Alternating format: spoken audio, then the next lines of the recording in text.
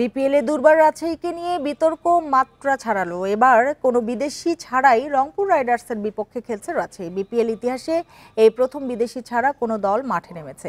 নিয়ম অনুযায়ী সর্বনিম্ন দুজন বিদেশি রাখতে হয় একাদশে, কিন্তু রাজশাহীর একাদশে সব স্থানীয় ক্রিকেটার। বিপিএল গভর্নিং কাউন্সিলের টেকনিক্যাল কমিটির বিশেষ বিবেচনায় যা সম্ভব হয়েছে। জানা গেছে, পারিশ্রমিক না পেয়ে বিদেশিরা ম্যাচ বয়কট করেছেন। ক্রিকেটারদের পারিশ্রমিক যথাসময়ে না দেওয়ায় বিব্রতকর পরিস্থিতি তৈরি করে রাজশাহীর ফ্র্যাঞ্চাইজি। পাশাপাশি হোটেল বিলও না দিয়ে বিপদে পড়ে।